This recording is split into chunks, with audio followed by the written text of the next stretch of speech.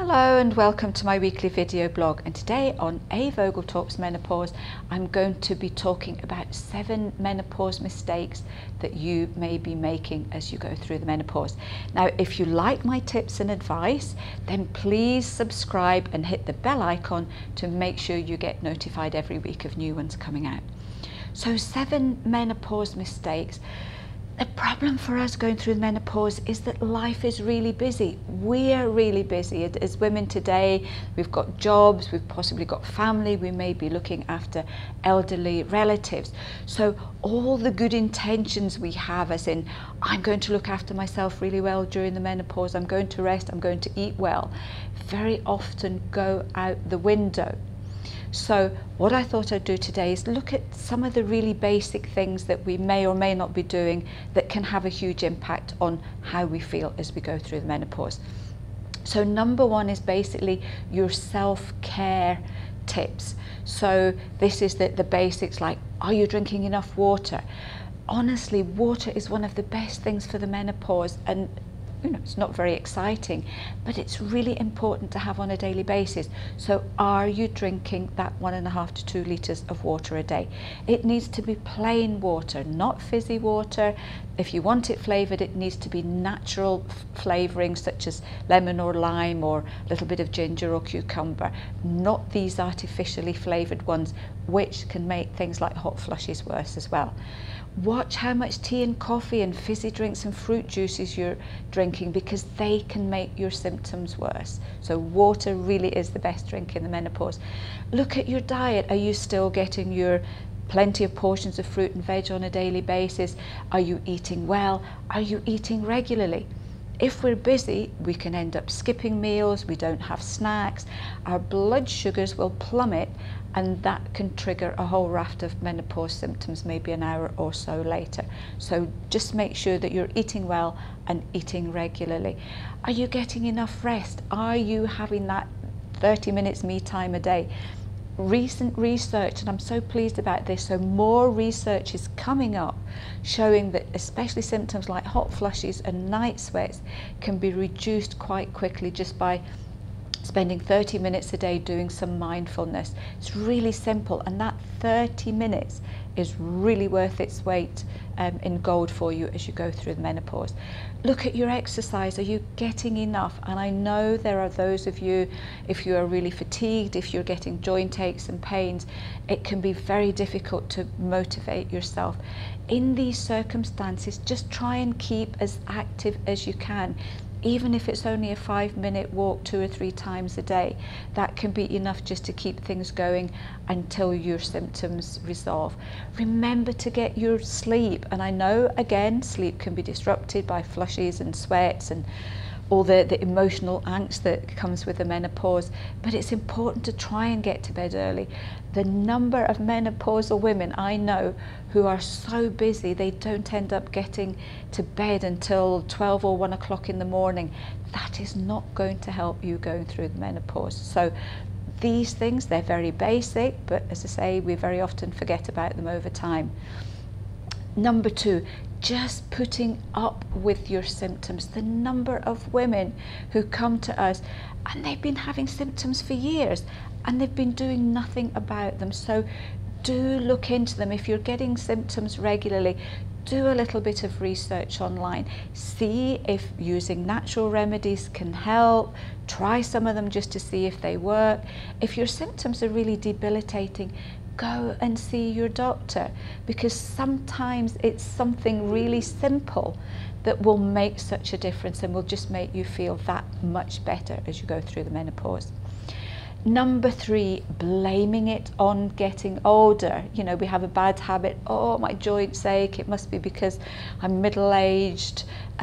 Weight gain is another one that we tend to blame on getting older, and the fogginess and the forgetfulness as well. It's just nothing to do with the menopause. Very often it can be the menopause. We know that joint aches and pains is a really common one that very often doesn't get picked up as menopausal. This situation is a bit of a double-sided coin in a way, because here we are blaming things on getting older when it may in fact be due to the menopause. So just bear these symptoms in mind if they are happening to you. They may not just be about getting older. The other side of the coin is blaming everything on the menopause, and that's not necessarily the case either. There are certain health ailments that pop up during the menopause that may be exaggerated by the menopause, but they are individual symptoms, and just sort of blaming the menopause for them won't help. And the normal menopause remedies very often won't help for these because it's not hormonal based. So it's things like your low iron, your low thyroid function, your low vitamin D, your low B12, and diabetes is another one as well. So these can all trigger menopause-like symptoms. Remember, we have a check sheet, so if you need to go to the doctor, there will be a link. You can take all the symptoms that you're getting, and that can give the doctor a little bit of a better idea of what may be going on with you. So it's certainly something to bear in mind. Number 5, not telling people you're in the menopause. And yes, you know, there is still a stigma about it. It can be very embarrassing. You don't want to tell the whole world. But if you are having problems and your family are worried about you, and we get families, we get partners, we get daughters, we get sisters contacting us because they are so worried about their family member not knowing what's going on. So try and explain to them that, you know, you're going through the menopause, it can throw things up, you might not feel particularly great. Maybe tell people at work as well. There's a big explosion going on in the workplace, which is absolutely fabulous. So more and more organisations, and especially the big employers, are realising just how many of their employees are going through the menopause. So the more of you that get in touch with your HR department and say, I would like some help going through the menopause, the easier it is for everybody else. And again, simple things at work, changing certain things, can make a great deal of difference to your comfort levels when you're going to work on a daily basis. So try and just be that little bit more open about it if you can. Number 6, again, this ties to number 1 in a way, is not putting yourself first. A number of women, again, who are going through the menopause, and I'm saying, get your 30 minutes me time, and they're like, I don't have time, I'm too busy, I have to look after everybody else.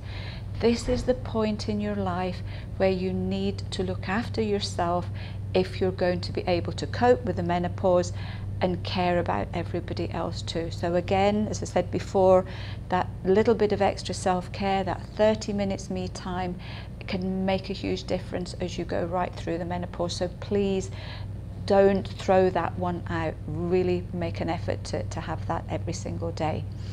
And number 7 is thinking that you are going crazy. The number of women who contact me and say, I think I'm going mad. All these symptoms are happening to me. Maybe other people are not talking about it with them, and they really do think they're going mad. Maybe they're going to the doctors and the doctor is not picking up that what they're experiencing is a menopause symptom as well.